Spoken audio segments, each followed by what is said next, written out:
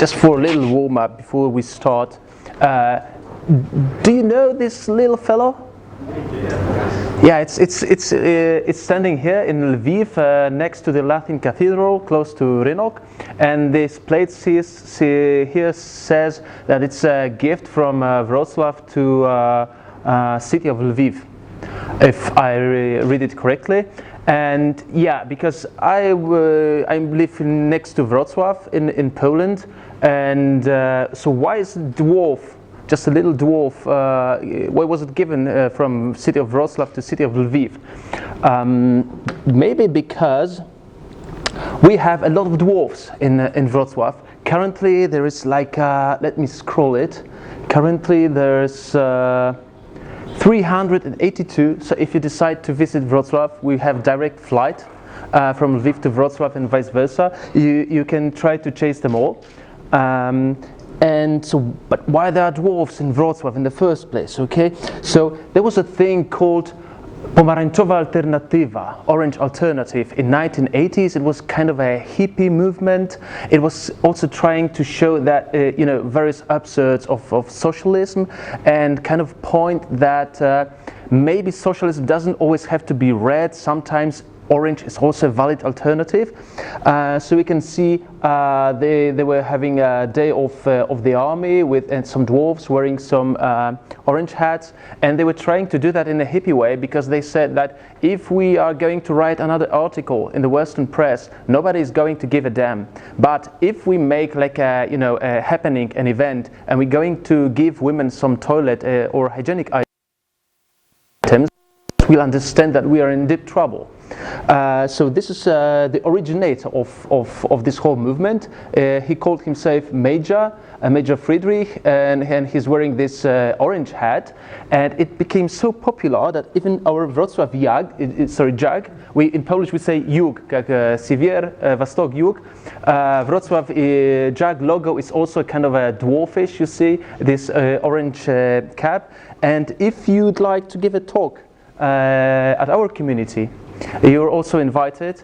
So anything that suits Java developers is okay. We also don't have Instagram, so I think it's kind of a common for Jugs. Okay, but let's go back to the talk. So now I hope you understand why there's this little dwarf next to cathedral. Okay, so we are going to talk about passwords. Passwords, do you keep them safe? Do you guys know the Betteridge rule? The Betteridge rule, it's called Betteridge principle of headlines. Do you know it? Okay, there was a guy, kind of a journalist, his name was Betteridge, or I hope the guy is still alive, and he coined a principle saying that if the title of an article is a kind of a closed question and ends with a question mark, and the answer is yes or no, the actual answer most probably is no. Just because if they knew it was yes, they wouldn't need a question. Okay, so if we apply Betteridge rule here, do you keep them safe? I bet the answer is no. And during the journey for next 50 minutes, I hope I will try to explain to you why the answer is no. Who am I? So this is my name. I'm self-employed as a remote freelance software gardener. Do you know who software gardener is? Okay, so many people say I have IT system, I have IT garden, okay, with bugs, with some weeds to take out. Sometimes I need to, take some square and make it a green field and so on. It lives, basically it lives. An IT system, when you have to maintain it, becomes actually more of a garden. So I took it from a Pragmatic Programmer. If you don't know the book, I really recommend that. And remote freelance means I work as a freelance. I'm not employed by any big company. And remote means that when I have to go to work, I just leave my sleeping room and I need to go second door to the left. That's where I work. And you can send your hate here or here, because my DMs are open. I believe in freedom of speech, so I don't mind any hate. Question is, who are you? Who's developer? Okay, who's Java developer? Okay, I think the same people. Other JVM languages? Like Scala, Groovy, Kotlin, Oh, Kotlin, yeah, it was a kind of a boom. And people who are developing in any other languages like PHP, Python, JavaScript, don't be shy. Yeah, there are some JavaScript. Okay, any front-end people maybe, or just the back-end? Okay, so I guess you're mostly back-end. Okay, so what this talk is going to be about? It's going to be about things we shouldn't do. Because if we filter out what we shouldn't do, then it's easier to say what should be done. And then how to do that, I mean the things that we should do, and a little bit about our users, and also other stuff. I mean this varia at this end. Plain text passwords. This talk is not going to be about plain text passwords. Why? Because I believe keeping passwords in a plain text is kind of like being in a prison and your soap just drops on the floor. This is the same kind of a situation. Okay, if you keep your passwords in plain text, you're putting yourself behind the bars with the soap, and the soap eventually one day will be on the floor. Okay, so someone, and just a nasty big guy, will get you from the behind. So don't do that. Okay, just don't. So passwords properly kept can be either hashed, which should be irreversible. I mean, if the password is hashed, in theory we shouldn't be able to get it back, or they can be encrypted, which is reversible. Why do we do that in the first place? Why do we hash or encrypt the passwords? It's because it's like with the Gandalf and Frodo. When Gandalf gave Frodo the ring for the very first time, he said, "Keep it secret, keep it safe." You know, and so when the user is giving us their password, they're behaving just like Gandalf. They gave us their password, and they trust we'll keep it secret and we'll keep it safe. So a few stories to begin with. This is the first story. I was to evaluate a few applications written in Java. That's important for this story.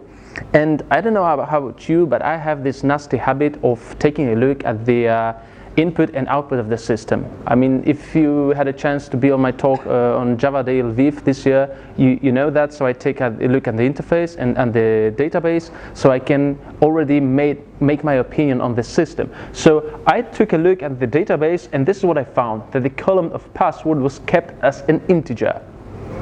Any guesses? Yeah?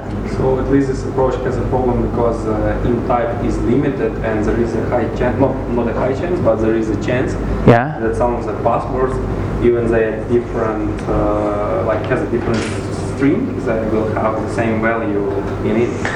Very well, you just got the jellies. Yeah, but I wanted to make sure that's true. Okay, so I took a look into user DAO. Then this was this method insert user, taking a login and password as strings, of course. And then somewhere there was this Hibernate session create query, and inside there was password.hashcode. Yeah, exactly. That was the thing, you know. And I asked the guy, the creator, why did you do that? And he said, because all the passwords need to be hashed. Don't you know that? I mean, it's obvious. I mean, you call hash code because passwords need to be hashed. Then it was me. I mean, in this moment I looked like a meme, yeah? Why didn't you read the freaking manual? You should read the freaking manual about hash code, because the manual says, it's written here, this method is supposed to be supported for the benefit of hash tables. It says nothing about security, cryptography, encryption, and stuff. It's about, you know, data structures and fast access to the data. What's more, this is the implementation of the hash code from Java 8, I believe. So as you can see, having a hash, you can quite easily just, you know, do this reverse calculation to get a string which will get us into this hash. And what's more, if you take these passwords, all these 6 passwords, maybe I'll try to make it bigger, and your actual password is this one, then all value of hash code. So there's a very high chance of getting a collision. So if the passwords collide, I mean if the hashes collide, the hashes are pretty much useless. That's why we don't call hash code for hashes of passwords. Okay, another story. A few years ago, my client asked me to help his client to regain access to their e-commerce platform. They were running, it was called Magento or something like this in PHP, and you know, one of these stories, somebody didn't pay for the hosting, kind of a bad emotions or good emotions, I really don't care. Anyway, they had to get the access of the super user or super admin account. So what did I do? I did the same thing we all do. I asked Stack Overflow, and this was the answer, just to set as the password MD5 of the thing I want to become the password. And it was just, really? Yeah, I had this face, exactly. It was like, really? So I even decided to check the sources, and the sources are like this for community edition, because at the time they happened to have community version. It was just the hash of the password was just returning MD5, and in the enterprise version you could have also SHA 256, which might seem really enterprisey. However, maybe we should do the same thing again. Maybe you should read the freaking manual, because the freaking manual says for like 10 years or even more, basically it says do not use.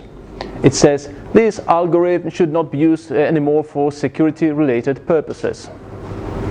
And it's in there for like since I don't know 2007, 2008. It's quite long, I think.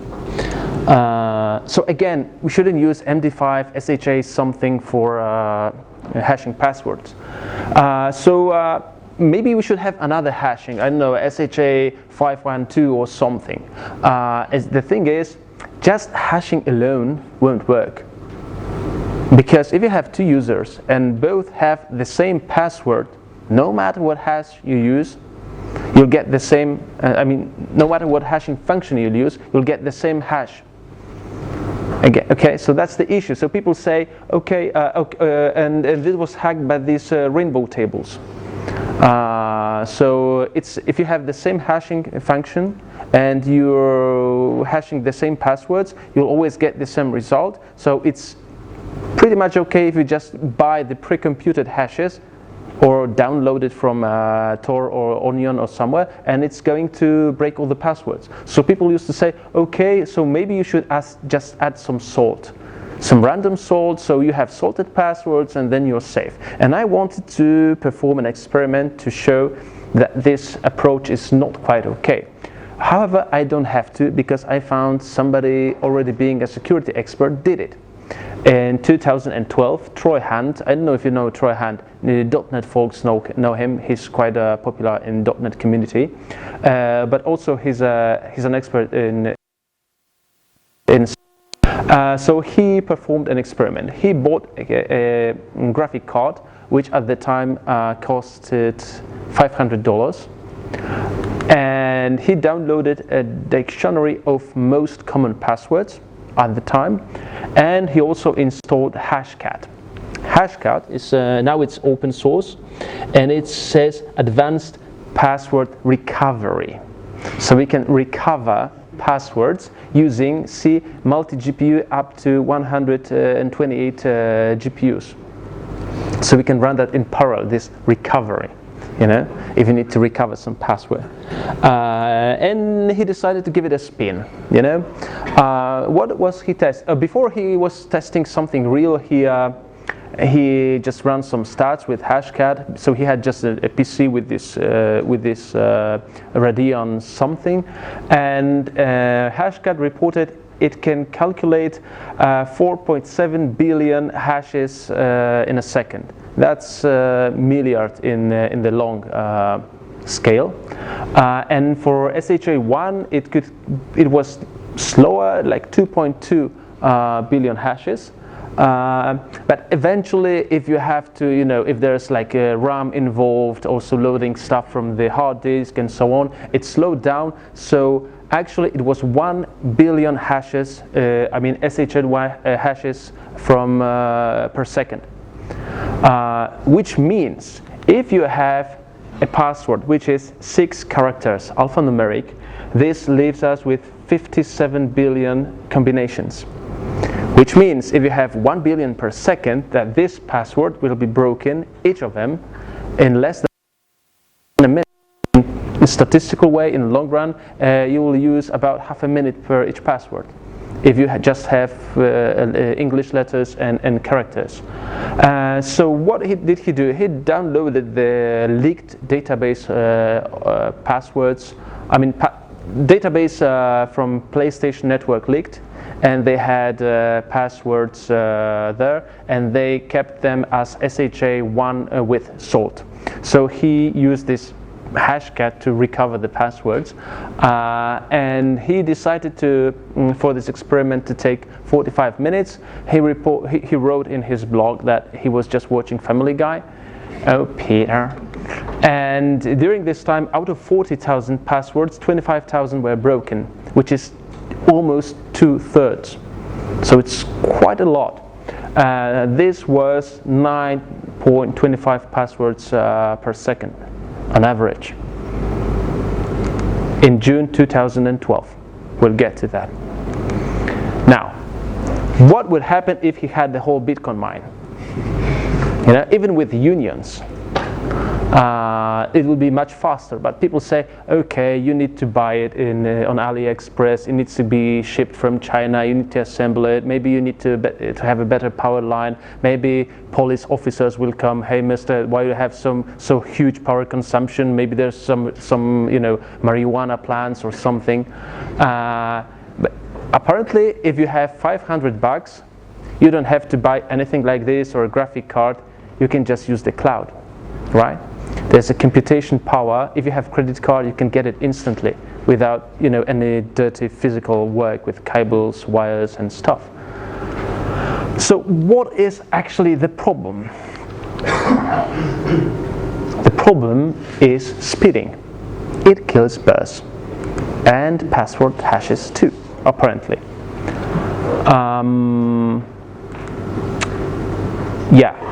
This is, I call it the extended Moore's law. On this chart you can see calculations per second per constant dollar. So it takes the inflation into account, and then there's this is the timeline. It starts with in 1900 and ends with 2020. Although the last entry is like, I don't know, 2016 or something. You see here we have some analytical machines. Here's Colossus, ENIAC, then we have BDP-1 and so on. And at the end we have these GPUs, which is GTX 480, NVIDIA Titan X. So you see these aren't modern cards. It's just that the point is that we started with mechanical switches, went through relays, vacuum lamps, then transistors, and here we are with integrated circuits and GPUs working on the computation actually. So it's not only about, like in Moore's law, about the CPU itself. It's just how much computation power you can get per dollar in time. So more or less, let's assume it's just like Moore's law. It's because it's not working anymore. But it used to work that you had doubled number of the transistors every year and a half. So now we double the computation power without doubling the transistors every year and a half, having the same amount of money of cash. A little math. I mean, this should be it. I mean, the whole math should be here in this slide. So between June 2012 and August 2019, there are 7 years and 2 months. So if we divide it into by this Moore's period, we get almost 5 periods. Okay, we're just missing 4 months, I believe. So now if we take into account that the computational power doubles every period, we have 2 to the power of 4.77, which means now for the same amount of money, our computers are more or less 27 times faster. which means that if we are 27 times faster for the same $500, we'll get not 5 passwords per second, but more or less 250 passwords. When I was giving this talk 2 months ago, we were at 4.5, I believe, and there were 230 passwords. Just for 2 months, it got 20 passwords faster, and it will get faster and faster because of this. This, my friends, is exponential function, which means if you don't upgrade your hashes, if you don't take any care of your hashes, they get weaker and weaker. That's the whole point of this, Moore's law per constant dollar, or whatever currency we have. The true evil is here, this exponential function. So should I care?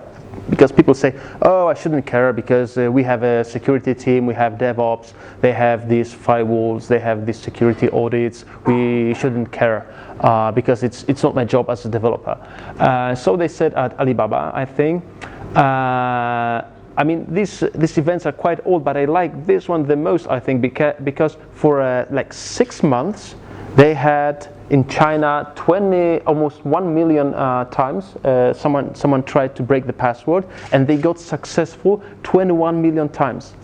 20% of the attempts were successful, and they were asked, they're from China, okay? They're from China, and they were asked, so why didn't you see somebody trying to break password almost 1 million times over 6 weeks? And they said, because from our point of view, it's like looking for a needle in a haystack.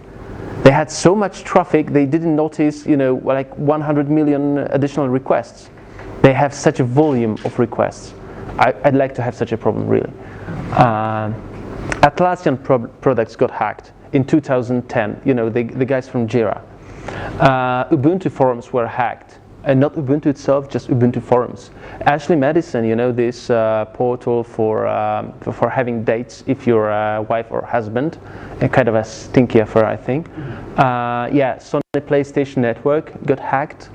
LinkedIn password leaked also. This number turned out to be not actual. I mean, actually there were much more passwords leaked and hashed.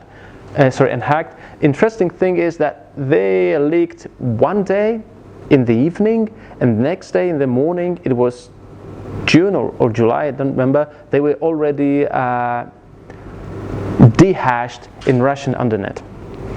So you just need a few hours to dehash them if you have a proper computation power. Dropbox also got hacked. This is from Polish e-commerce called Morele, and they had leaked 350,000 passwords, even for the people who already cancelled their accounts, because they weren't deleted, they were soft deleted, and the passwords weren't blanked. And we have this in EU, we have this GDPR thingy, maybe you know it. So it got quite serious. Facebook also had some leaks, so not only Cambridge Analytics. And this is from May 23rd, 2019, this year. Because it turned out that Google kept the passwords for G Suite users in plain text in logs. And like 2,000 employees or something could read them. That's why at the time all the passwords were like reset or something, and you had to regain the access to your account. It happened to one of my accounts if you had G Suite installed. And this is a nice page. It's also run by Troy Hunt. Have I been pwned? Which shows, I believe this list has changed, but on this page you can enter your email address, and you can check if the password for this email account has leaked somewhere. I mean here, sorry, just looking for the mouse pointer. So I mean the slides are online and there's a link at the end, so I'll share with you. Don't worry. Yeah, and the list changes from year to year, and there was a time that MySpace was leading, and since then there are, you know, there are various exploits or spam bot networks leaking. So these are ruling the leaks these days. So what's the solution of speeding which kills the passwords? This won't work for bears. Stretching. You need to stretch the process of hashing the password and the process of checking the password, basically. So it doesn't, you know, take one I don't know, nanosecond. So it takes, I don't know, 100 milliseconds or longer. So the passwords are difficult to break, and we should do that now and in the future because of this bloody exponential function. So you need to adapt the cost and the duration of the hashing also in the future, not just once. You need to take care of it next year and the year after, and so on and so on. So what are the possible solutions? You can still use PBKDF2, which is it's based off one of the hashing algorithms accepted by NSA. That's why a lot of companies require this, because it's kind of a NSA approved. You can also use Bcrypt. Bcrypt is a kind of interesting byproduct, because do you guys know Blowfish? It's this algorithm used for encryption, you know, and the Blowfish, it's AES based, AES based, and this one is Blowfish kind of a based, because when they discovered that when the Blowfish is starting, just needs a hell lot of time to, you know, calculate all the keys and initialize the memory, and that this process really takes time. So it might not be okay for encryption, but it's really good for hashing passwords. Okay, so let's take this initialization phase, from Blowfish, and let's make it even longer, and then we have Bcrypt. But Bcrypt is quite prone to attacks with graphic cards, so we can use Scrypt if you have like desktop applications or something. Crypt3 in the various Unix and Linux system, which split into Crypt checkpass and Crypt new hash. And there was also in 2015, if I remember, a thing called password hashing competition. So this was kind of an open source competition, and you could bring your algorithm and ask them to kind of to compare which is the best. So Argon 2 won, but there were also others which got nominated. So maybe you need something true modern and open source. You can use, you know, algorithms from PHC. So another page from Trojhand, and it just, I'm sorry, the contrast isn't the best. But the really important thing is here. I'll zoom a little bit. Sorry, zoom out and zoom in again. Yeah, you see various algorithms, and this is MD5, SHA, and you can see we could improve with this SHA. Thing is, if you compare the number of hashes per second, it can be lowered, but still it's the same order of magnitude. So it's not a huge benefit, to put it shortly. But if you switch to, let's say, Bcrypt, even with the minimal cost, which is already deprecated and so on, but 4 rounds and then 5 rounds and more rounds, then you see it drops by 2 orders of magnitude. And with each round, when you add 1 more round to Bcrypt, the time will more or less double. So you'll see here the time doubles, so we have half of the hashes from the previous round, lower by 1. Okay, so let's say you have a backend application, a typical 3-layer staff database, your server sending or rendering something to the browser client. So this is the distilled process. I used it and it worked. Here it is for you. So the first step in the database, we should add a column called, I call it has new hash, and it's a boolean. It's just a flag, and by default it says false, that we don't have the new hash. So we are still having the old one, the previous one, let's say MD5.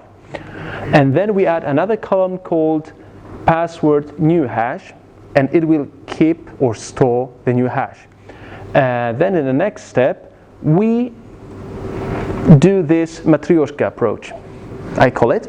So we take the old hash and we hash it or run the new hash new hashing function. So it's like a door in a door, basically.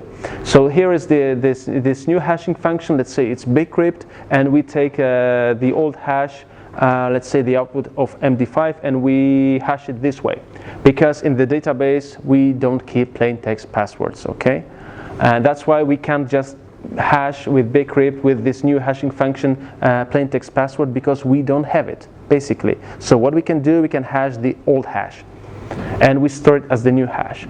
Then when a user comes and logs in, we have this plain password at hand for a very short time, right? So what we can do beside validating their access, once they are successful, of course, we can hash the plain password and store it as a new password, and we can flip this flag from the first step. Why? Because this matryoshka approach we don't benefit from that. Security-wise, it has no gain to have hash over hash if this first hash is weak. So just to simplify our solution, after some time, it's better to just have the new hash of a plain text password, basically. And this is what we keep, and we just have this flag to differentiate and to tell which user is having or has which hash, basically. So shall I go through this thing again, or just check it using the new hash? And then we rename this old password hash to, let's say, like stale old password hash or underscore or something. If you are absolutely 200% sure you are the only ones who read and manage this database, you can drop this column instantly with this old hash. But let's say you're not quite so sure, so you just rename this password and you wait and see if it works, because it might happen, just like in one of the cases I had, that actually mail server was also reading these hashes. So the admin came and said, look, because of your changes, our mail server doesn't work anymore. And I said, okay, so it means that our mail server is using weak password hashes. So I could just, roll back for a week or two here, so they could upgrade the other systems using the same database. So basically, if you have other systems which may read this database, you'd like to rename it instead of dropping it, and you just wait and see if it works. Then if you're sure everything's working okay, you can just drop it, and then after all passwords are rehashed, you can get rid of this flag. You can also force people. You can do some kind of mailing campaign or notify them all, like, look, we've decided to upgrade the security, blah blah blah, yada yada yada, and your password has been reset, so you need to come and rehash it again. You need to log in, and under the hood you will rehash it again. So you can force people to do that. Questions? We'll have time for small talks after, so don't worry. So there are also other approaches. I found one of them for OPN Sense, which is a distribution running, it's a firewall distribution, firewall router and the stuff. It's running on the boxes like this one here. I have this little box from osnet.eu, and I hope we'll use it for a little demo. So we can have actually hashing with stretching, but without salt. What does it mean? Because I was analyzing the way they're keeping the passwords, their password hashes, and it looks quite okay at the first glance. The 6 here, just after the $sign, means they're using SHA 512 algorithm, and it should be just hashed and hashed and hashed many times. It's just crypt with 6. That's the call. That's why it's a mark of the algorithm being used. But I discovered, or just this thing caught my attention, that there are 2 subsequent dollar signs. What does it mean? If you take a look at the actual format, it means that after this second dollar, there should be a salt.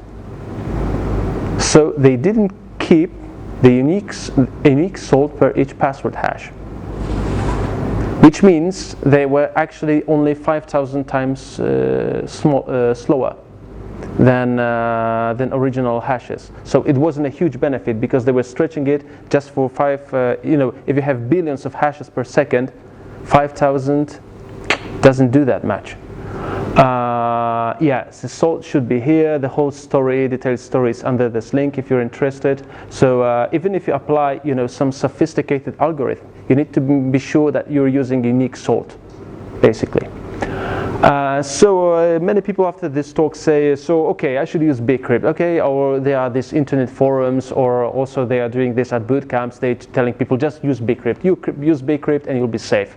Bcrypt, good job. Not quite. Not always be smart. We need to apply this approach smartly. First, don't implement it yourself. When it comes to security, really guys, don't implement anything yourself, because you may end up like PHP. They implemented that in PHP 5 point something, and what was the issue with PHP 5 point something? UTF.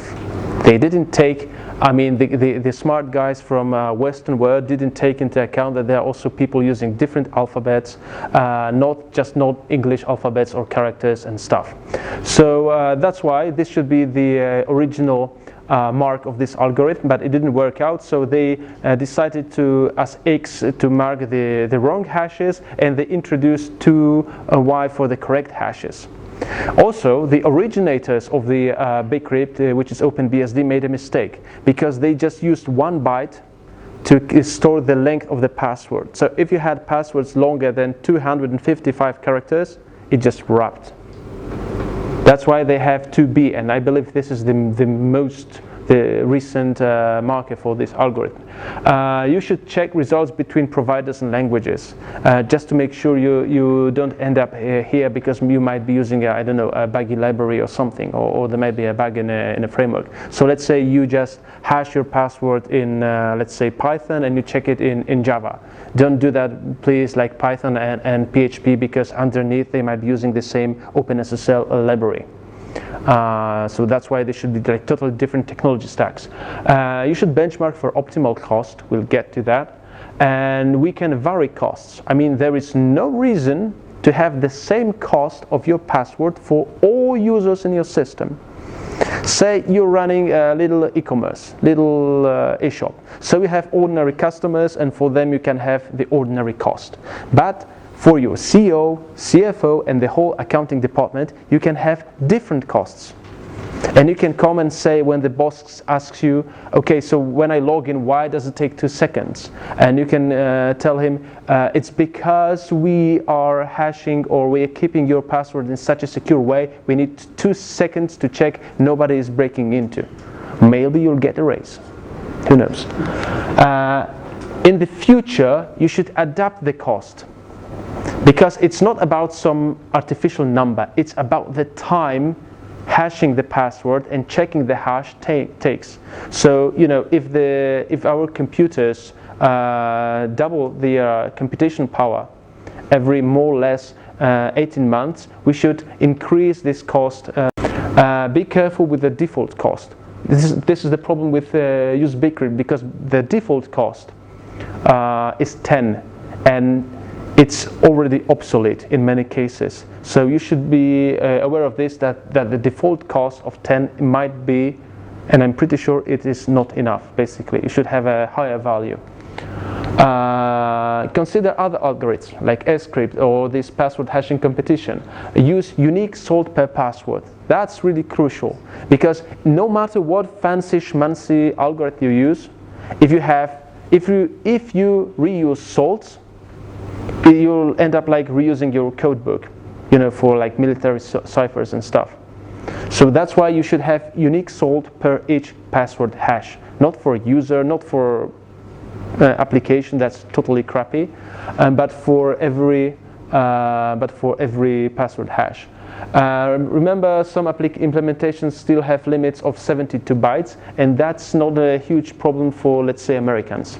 But for us, it might be a problem because we're not using ASCII / UTF-8. Sometimes our characters take 2 bytes or even 3 bytes, right? So that's important. So this limit of bytes might actually mean less and less characters. You can think about external authentication, like this is what you do for credit cards.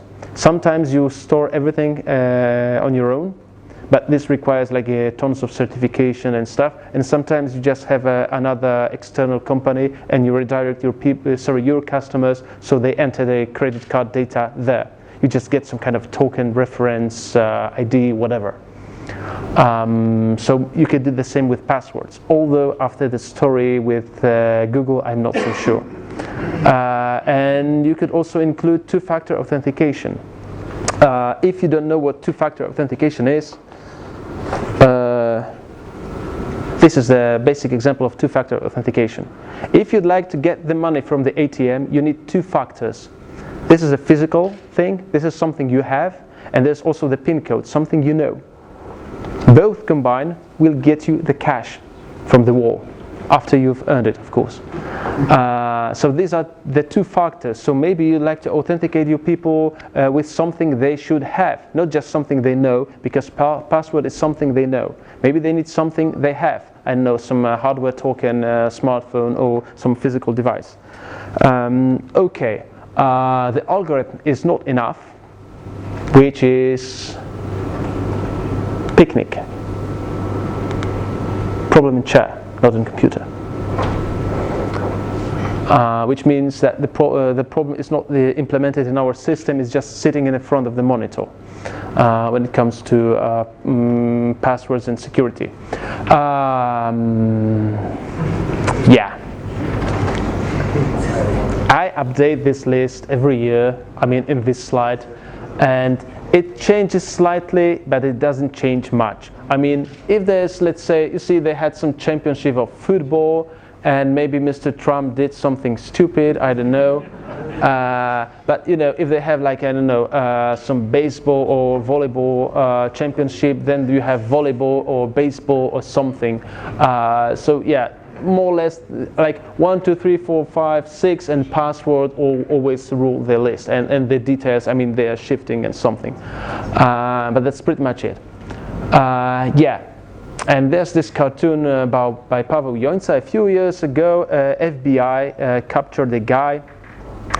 Actually he died, I don't know, they shot him or something, and he had his iPhone. This was the story.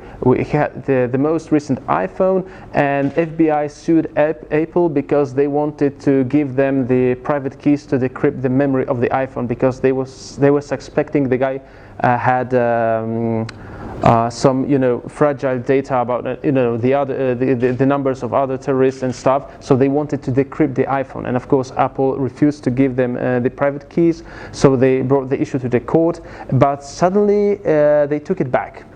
And some say is that the Israeli forces or Mossad helped them with the NAND attack, which is you solder out the memory and you clone it, physically, because after 10 false trials it locks itself, like forever, even for Apple. And yeah, this is another hypothesis. They just typed 1, 2, 3 and 4 and it worked. It unlocked the iPhone. It's always possible. Yeah, do you know what that is? This is a previous electoral campaign for president in the United States of America. This is, the Democrats, and this is the story that the bloody Russians hacked them. And I'm not trying to say that Russians didn't hack them. Maybe they hacked them, but really, if you put your password, you just need a kid from the elementary school to hack you. Okay, so you don't need like a Russian GRU or KGB or FSB or whatever to hack you. Just a kid can hack you. Okay, so this was the password to their bank account, basically. Yeah. So, and after some other passwords leaked, they sent this email, and I love this email. It's a gem of ignorance of computer security. We We've been compromised, but it's all okay. Here's the new password, sent in plain text to the whole list of people, just not the one guy, just the whole list of people. It has, although the importance high, and there's another thing, it will now change every few weeks. See, this is the thing. If they change this password every few weeks, they send it in plain text to dozens of people, they'll be safe, And then they blame Russians that they hacked them. Maybe they hacked them, maybe not, I don't know. But you don't need anyone to hack you because, Democratic National Committee turns out to be, quite ignorant on this. Let me put it that way. It's from WikiLeaks, if you don't see that. So what did Troy Hunt find in the database of the PlayStation Network passwords that leaked? He found out that almost every password was 6 to 10 characters. So they were quite short, in fact. Almost a half of them had only lowercase characters. No digit, no special characters, just lowercase characters. 1/3 could be found in ordinary dictionary, not the list of the most popular passwords. You just buy a dictionary, English dictionary from, Merriam-Webster or Oxford or something, and you get the list, basically, 1/3 of the passwords. 2/3 were used in unrelated system, which is the huge problem. People reuse the passwords in various systems. This is a real pain in the back. From my point of view, as developers or maintainers of the systems. Only 1% had a password with non-alphanumeric character, meaning something being not a letter or a digit. And as I took a look at one of the leaks. We stands here for Poland or for Poles, more or less. It's because there was a huge leak from Europe as well, and they analyzed. There was a huge amount of passwords that leaked from Poland as well, and this is the most popular password in Poland, as you can see. So I think in Europe we are not any better. This is the second, third, fourth. This looks quite interesting. It's not so obvious, right? It's not so obvious, unless you take a look at the keyboard, and it's like this. Okay, this is QWERTY, but we'll do. This is like 1, 2, 3, 4, 5, 6, 7, 8. Just way up and way down, and you can see various patterns like this in the list of the most secret passwords we had. It was just like this, or sometimes you see like this or this.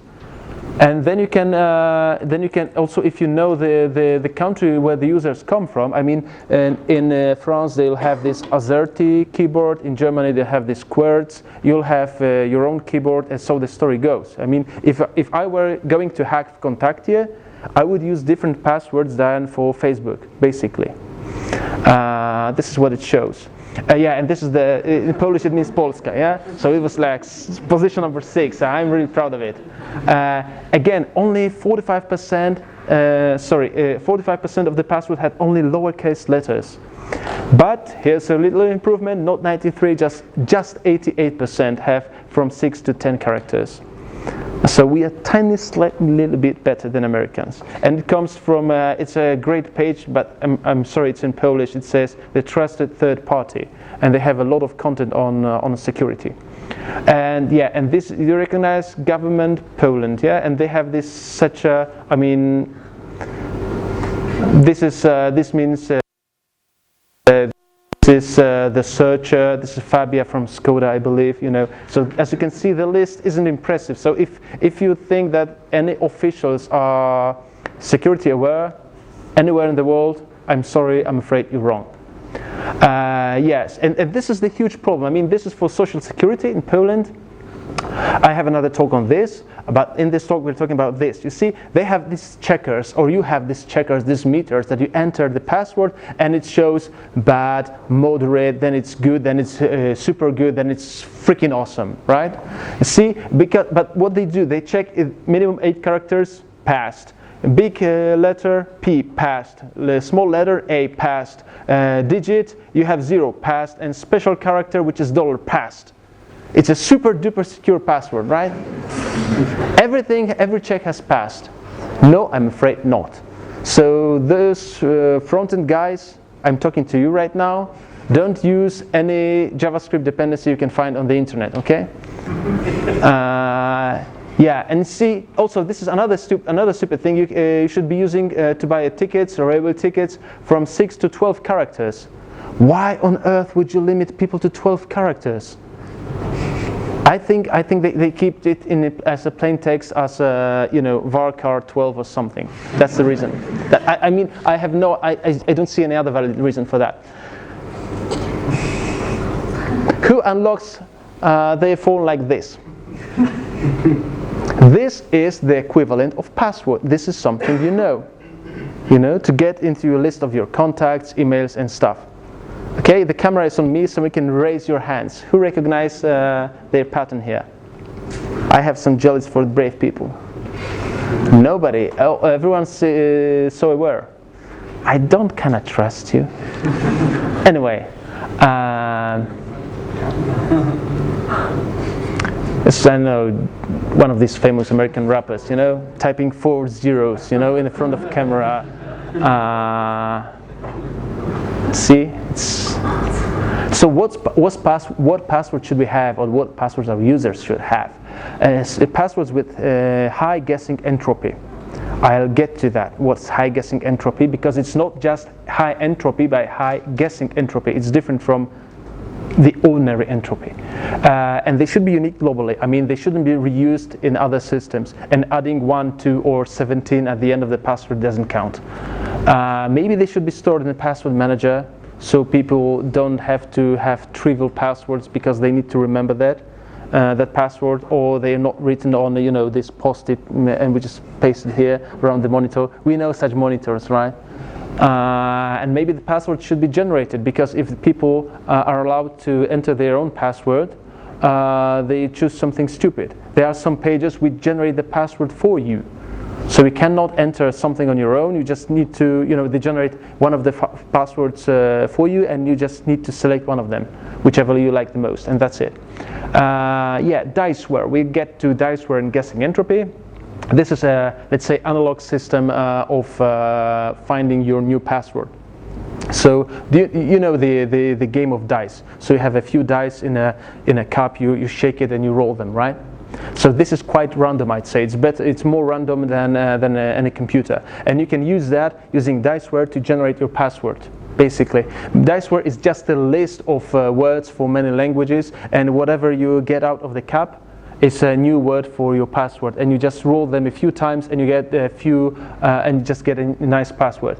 And this is the from XKCD, I believe. See, you can have such a password: troubadour and 3, and a little squares stand for bits of entropy. So actually, you have 28 bits of entropy, which means if a computer can perform 100 guesses per second, this password will be broken at about 3 days. Okay, and this password, as you can see, is difficult to remember, because after a few days you wonder, did I use 0 here or here? Was it end 3 or maybe 3 end? So it's after a few days, maybe weeks, you cannot not remember that, yeah? So it's difficult to remember, but easy for a computer or a hacker to break. What you do, you can use diceware, you can roll the dice, and then you get correct, horse, battery, staple, just 4 random English words. And they have 44 bits of entropy, although they are only just small characters. And you imagine a story which you should memorize. So you see a horse which sees a staple on a battery, and the horse says, that's a battery staple, and you say correct. So the new password is correct horse battery staple.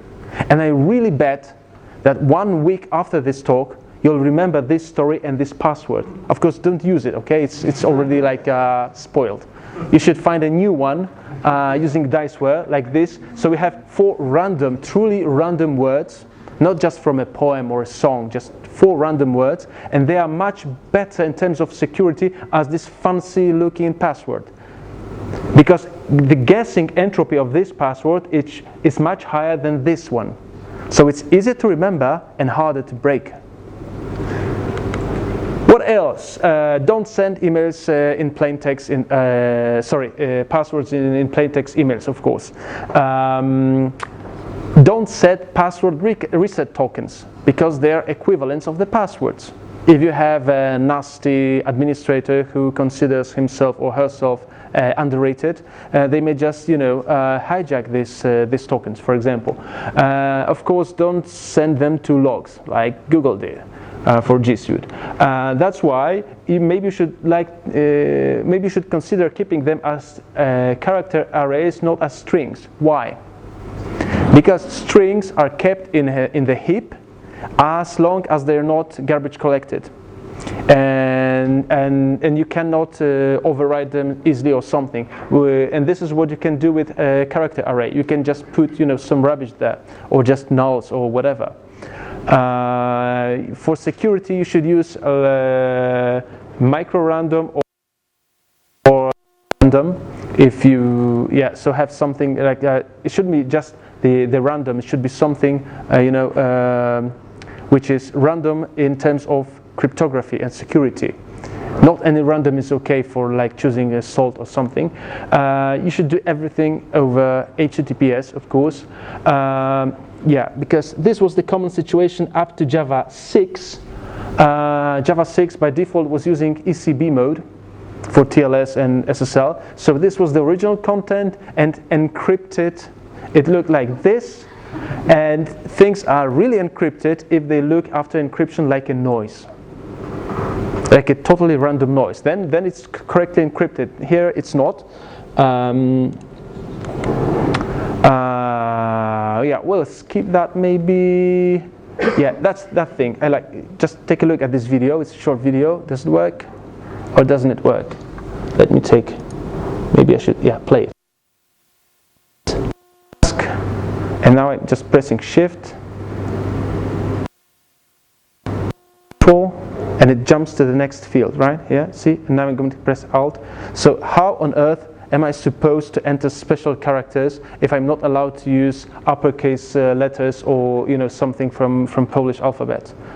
I reported that to the bank, and thankfully they fixed that soon after. So it's no longer valid. That's why I can show it to you.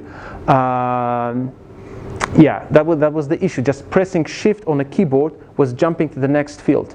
So forget uppercase letters in your password. Okay.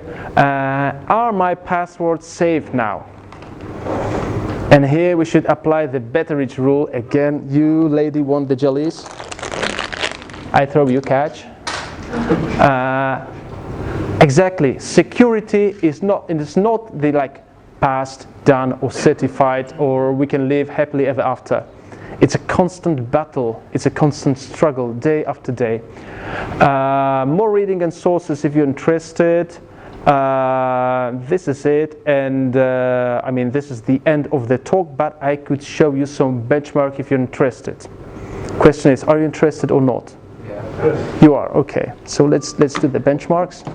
Because what was the story? After discovering the issue with the passwords with OPN Sense, I was working on a pull request for them, and there was this discussion. So which encryption algorithm should we use?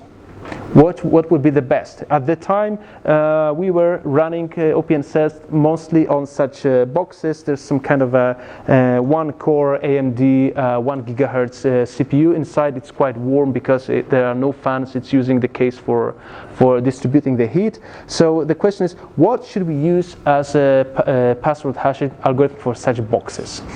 And we had kind of a constraint that the whole hashing and password hash checking should take about 100 milliseconds. So I decided to choose or to check various implementations. What do we have in there? And there were two candidates, which was password, which was bcrypt and password encrypt 6.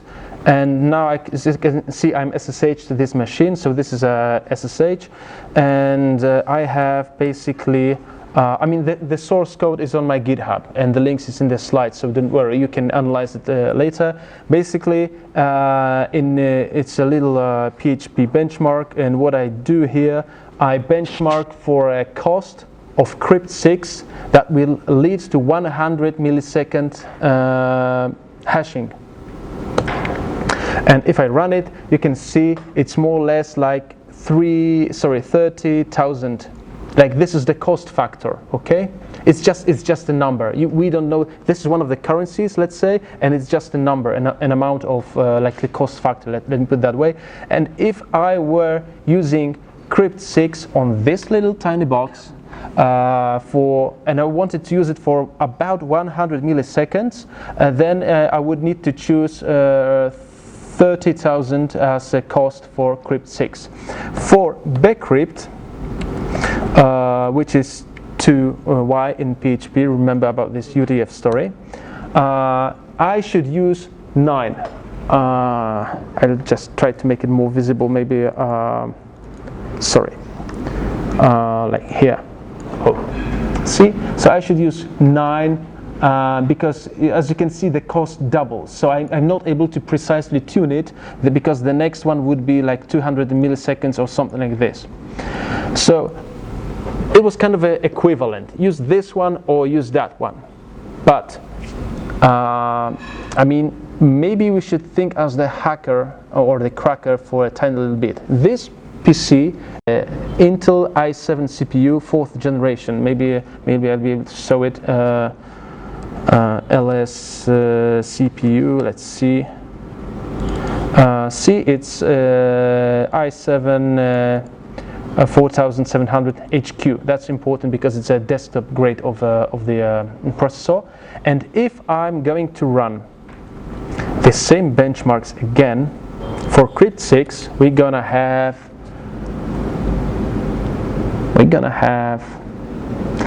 Yeah, let's run again about 180,000, 190,000, something like this, to get equivalent cost. There was 190,000 because it was 0.99. So as you can see, maybe. Oh, actually, let's not use it. So if I calculate that, so I have 190,000 and I can divide it by 30,000, which means that when it comes to hashing crypt6, this computer, this PC is more than 6 times faster than this little box. In time, I'm able to compute so many hashes. But if we compare bcrypt, which is 2y, sorry. Let me put it that way. As you can see, I'm not running Java, just PHP. For cost of 100 millisecond, I would need to have like 10.5.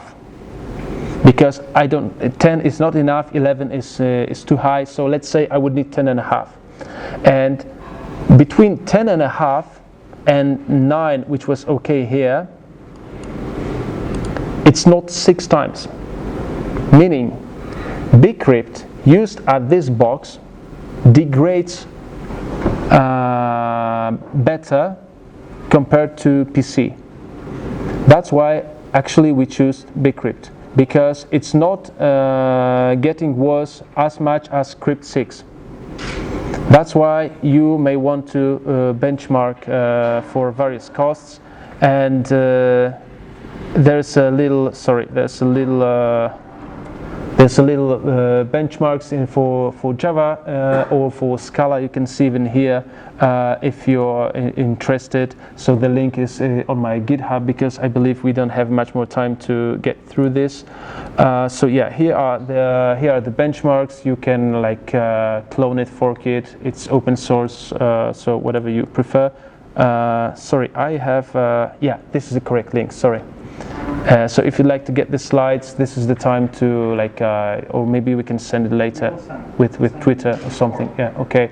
And what I would also appreciate is getting your feedback, guys, on this talk. So it's as you can see, it's a little poll, just 1 question obligatory and 3 extra. So I'd like to get your opinion on this talk, so please visit this poll and let me know what you think, in case you're afraid of just approaching me and saying that on your own. Thanks, Ivan. I guess you're the only one. Thanks. Sorry, Ihor. Yeah, and I guess we'll have a little break now, and the next talk is this one. Thank you very much.